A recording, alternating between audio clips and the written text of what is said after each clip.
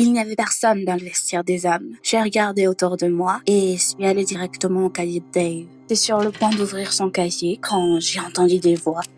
Ils étaient déjà proches. Je n'ai pas eu le temps de m'enfuir. J'étais en panique. J'ai vu un casier vide. Dès que j'ai fermé la porte derrière moi, les gars sont entrés dans le vestiaire. Wow, j'ai réussi. J'ai reconnu la voix de Dave. Je l'ai entendu dire à quelqu'un qu'il avait déjà pensé à tout et qu'il était temps de s'amuser chez le directeur lors de la fête de Nouvel An. Je me suis figée d'horreur. Le directeur, c'est mon père? Qu'est-ce que ces monstres veulent faire de lui? Dave a ajouté que ça se passait pas très bien avec le professeur de chimie. Il s'était presque fait cramer. Il devait être plus prudent cette fois. J'arrivais à peine à respirer. La semaine dernière, il y avait une rumeur selon laquelle la professeure de chimie s'était disputée avec Dave. Puis, elle est allée à l'hôpital avec une colonne vertébrale cassée. Oh mon Dieu! Si Dave et son équipe lui avaient fait du mal, que ferait-il à mon père? Les voix des garçons se sont aussitôt fanées et j'ai entendu des pas s'approcher. Oh! Je pouvais même pas imaginer ce qui m'arriverait si je me faisais prendre. À travers la fissure, j'ai vu que Dave était très proche. Je peux courir. J'ai passé la porte et je me suis enfuie. Les gars me poursuivaient. J'ai couru dans les toilettes des femmes et me suis enfermée dedans. La porte de la salle de bain grinça et j'entendais des voix d'hommes. Quelqu'un a essayé d'ouvrir nerveusement ma porte. Oh mon Dieu, je suis piégée. Et puis, la sonnerie sonna.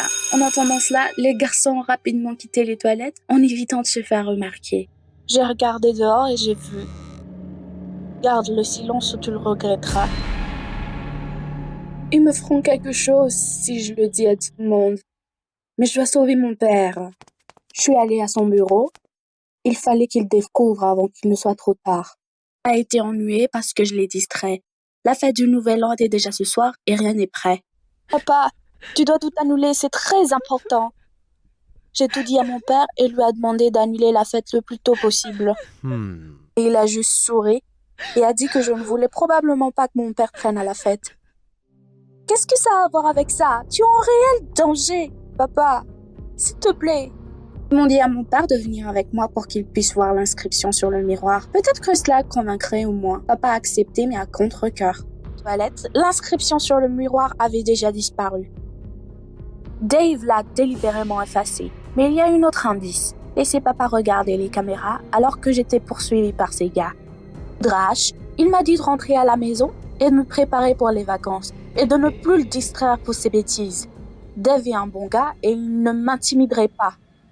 Papa est parti et je ne savais plus quoi faire. Je voulais pleurer d'impuissance. Peut-être qu'au moins maman pourrait convaincre papa du danger. J'étais sur le point de rentrer quand j'ai entendu « Te voilà !» Je me suis retournée. J'ai vu Dave et son équipe. Il m'a semblé que l'un d'eux tenait quelque chose de suspect dans ses mains. Oh mon Dieu! Ils m'ont vu parler à papa. Je suis fichue! Il s'approchait de moi et j'ai jeté mon sac à dos à Dave par peur. Je me suis précipitée hors de l'école. J'ai jamais couru aussi vite, mais Dave n'était pas loin derrière. Il avait remporté toutes les courses à l'école. Je pense que je suis condamnée. Mais j'étais près de chez moi. Mais les gars étaient déjà à quelques mètres de moi. J'ai couru vers la porte d'entrée et j'ai tiré sur la poignée. Merde, c'est fermé. Les garçons se rapprochaient. Encore quelques secondes et ils m'attraperont. Puis j'ai couru vers la porte arrière. Maman oublie parfois de le verrouiller. Peut-être que j'aurai de la chance. Elle était ouverte. Je suis sauvée. Dave était déjà proche, mais j'ai réussi à fermer la porte juste devant son visage. J'ai verrouillé la porte. Écoutez attentivement. Les garçons étaient restés un moment dans la cour arrière. Puis j'ai entendu des pas. Ils étaient partis. Ils sont vraiment partis? Puis, je suis montée. Je dois prendre ma mère et tout lui dire. J'ai entendu le bruit d'un moteur. J'ai regardé par la fenêtre. C'était la voiture de maman. Mais à ma grande horreur, j'ai remarqué que Dave et ses amis se tenaient de l'autre côté de la rue. Zut! J'ai vu ma mère sortir les sacs d'épicerie du coffre. Dave s'est rapproché d'elle et a dit quelque chose. Puis, elle a été entre tout le monde. Je pense que maman avait l'air confuse. La menaçait-il? Soudain, elle a souri et a donné au gars des sacs lourds et a agité sa main pour les inviter à entrer. « Maman, mais qu'est-ce que tu fais? Ne les invite pas !» J'ai fait comme si je n'étais pas là. C'était bruyant au début, mais ensuite c'est devenu calme. Peut-être qu'ils sont tous partis? Puis, on a frappé à ma porte. C'était la voix de maman. Elle a dit que mes amis étaient venus me voir. Sans ouvrir la porte, je lui ai rapidement parlé de leur tentative d'assassinat. Nous devons vite nous débarrasser d'eux, dis-je. Ma mère soupira avec lassitude. Elle a dit que j'avais regardé trop de thrillers et que je pouvais voir le danger partout. Et elle a ajouté qu'il était indécent de parler à travers la porte. Maman est partie, mais après, j'ai entendu un gros coup. Maman, j'ai ouvert la porte et me suis figée d'horreur. C'était Dave. Je lui ai claqué la porte au nez. Que faire? Inutile de se cacher. Il ne restait plus qu'à courir. J'ai rapidement ouvert la fenêtre et baissé les yeux. Dieu, c'est effrayant de sauter. Mais pas le choix. J'entendais Dave tirer la poignée de la porte et crier quelque chose. J'ai fermé les yeux et j'ai sauté. Je pense que je me suis tordu la jambe. Mais ça ne suffisait pas. J'ai clopiné chez les voisins pour appeler la police, mais ils n'étaient pas à la maison. Puis, essayant d'oublier la douleur, je me suis précipitée au poste de police. À bout de souffle, j'ai crié que j'étais pourchassée, qu'une tentative d'assassinat était en cours et qu'ils doivent arrêter Dave et son squad. Ils sont déjà chez moi. Mais les flics n'ont pas réagi. D'un air ennuyé, ils ont dit que je pouvais y aller, qu'ils prendraient tout en main. Comment? Vous n'avez même pas demandé les détails, mais les flics m'ont déjà expulsé de la gare. Des larmes de ressentiment et de peur m'étouffèrent. Que faire? Je dois sauver mon père moi-même. Je n'ai tout simplement pas d'autre choix. J'ai regardé mon téléphone. J'ai eu 10 appels manqués de ma mère. Oh mon Dieu, quelque chose lui est arrivé? Je l'ai rappelé tout de suite. Pouvais entendre les bips. Mais réponds-moi, maman, s'il te plaît. Elle a enfin répondu. Elle a dit avec colère que j'avais fait quelque chose d'inimaginable et que je devais rentrer chez moi tout de suite. Après ce comportement, je ne mérite pas d'aller à la fête.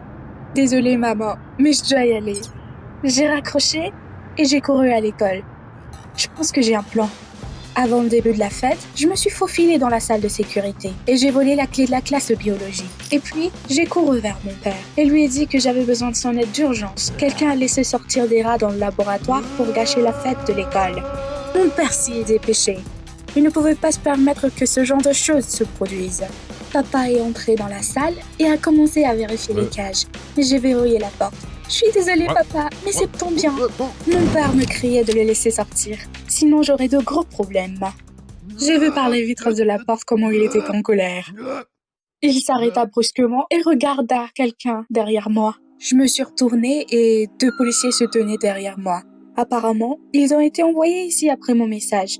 Mais soudain, ils m'ont demandé de leur donner la clé. Non, vous avez tout mélangé. Je suis pas le criminel. Je voulais m'échapper, mais j'ai été rattrapée. Pendant que l'un des flics essayait de comprendre pourquoi j'avais enfermé papa, l'autre le laissa sortir. Dès que mon père est parti, Dave a couru vers lui et a dit que le directeur devait descendre immédiatement. L'un des étudiants se sentait mal. Papa! J'ai commencé à l'arrêter, mais le flic m'a rattrapée. Puis, j'ai fait semblant de perdre connaissance. Et le policier a légèrement relâché sa prise. J'ai descendu les marches en courant. Les flics ont couru après moi.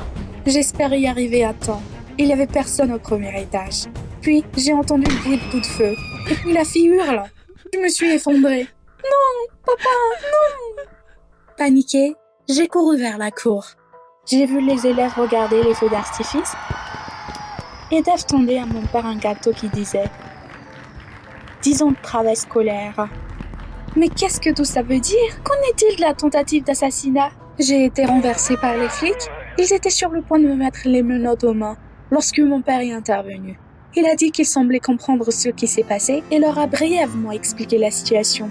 Quand ils m'ont laissé partir, Dave est venu vers moi et m'a dit que j'étais un grand coureur et qu'il n'avait aucune chance à la course scolaire. Il a ajouté que c'est dommage que lui et les gars n'aient pas pu me parler de la surprise. Et la colonne vertébrale du prof de chimie? Dave a déclaré qu'après être allé à l'hôpital avec une colonne vertébrale cassée, lui et les gars avaient décidé de la soutenir et de déclencher des feux d'artifice sous les fenêtres de son service. Et il m'a demandé ce que je faisais dans le vestiaire des hommes ce matin-là. J'étais embarrassée et je préfère garder ça comme un petit secret, si tu vois ce que je veux dire.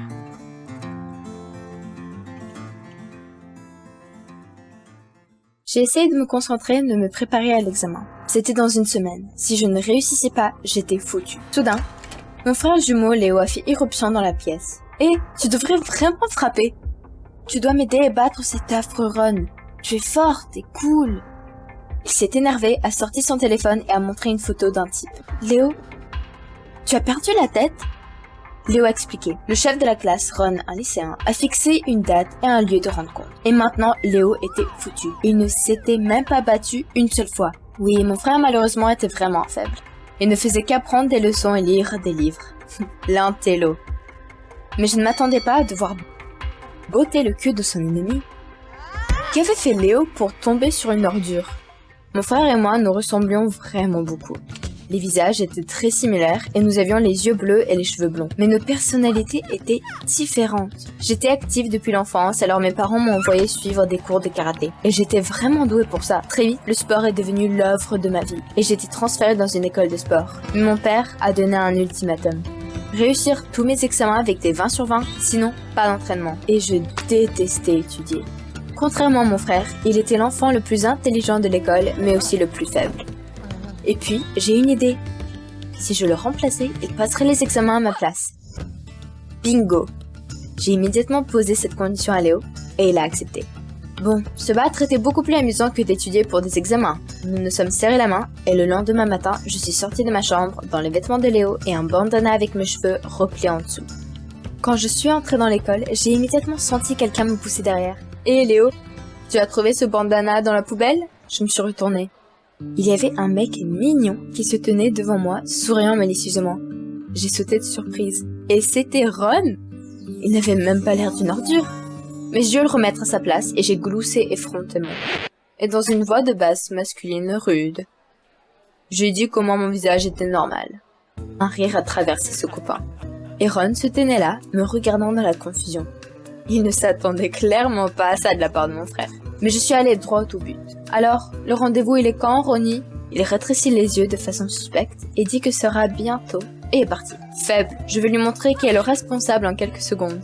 La leçon a commencé, le professeur a distribué les résultats des tests. Il a dit que les travaux de mon frère et de Ron étaient les meilleurs. Allez, comment Ron a-t-il obtenu de tels résultats? C'était une ordure stupide.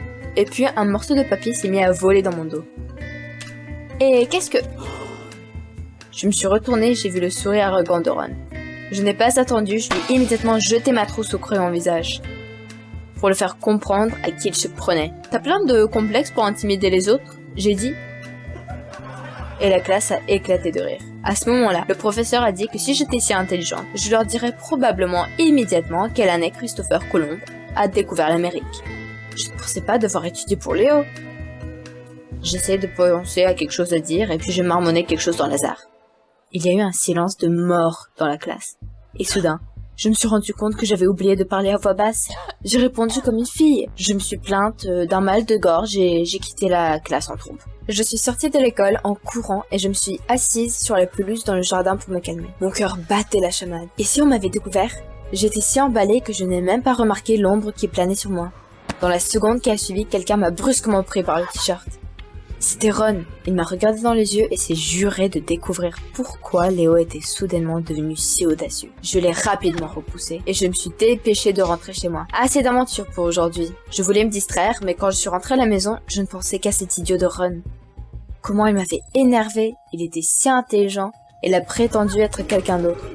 Je voulais lui botter le cul. Le matin, je regardais l'horaire et j'ai été choquée. L'éducation physique commencerait dans 5 minutes.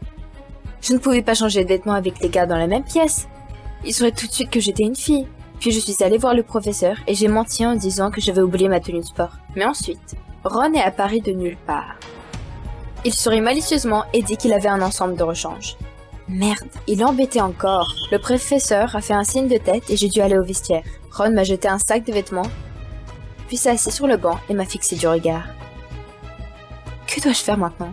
J'ai jeté un coup d'œil dans les vestiaires bondés et j'ai hésité. Ron me regardait fixement. Je tremblais d'excitation. J'ai fait semblant d'avoir un problème d'estomac et j'ai couru hors des vestiaires. Je me suis précipitée vers les toilettes et n'ai repris mon souffle que dans la cabine. J'ai décidé de me changer sur place. J'étais sur le point d'enlever mon t-shirt, mais ma tête était coincée dans le col. Puis j'ai entendu la porte de la cabine s'ouvrir. Mon cœur a fait un bond et j'ai tourné en rond. Bon sang, j'ai oublié de fermer la porte. Mon estomac s'est refroidi. Je crois que quelqu'un m'a vu de me changer. On dirait que je me suis fait prendre. J'ai frissonné, j'ai immédiatement imaginé comment tout le monde dans le gymnase riait qu'une fille allait à l'école à la place de Léo. Une boule s'est formée dans ma gorge. La leçon n'était plus qu'à quelques minutes. J'avais besoin de rassembler mes pensées, de montrer à tous que je n'étais pas une fille. Ensuite, celui qui me surprendrait dans la cabine changerait certainement d'avis. En classe, j'ai fait tous les exercices à la perfection. Et j'ai même fait des pompes plus que tous les gars de la classe. Personne n'attendait cela de Léo. Et Ron a passé toute la classe à me regarder.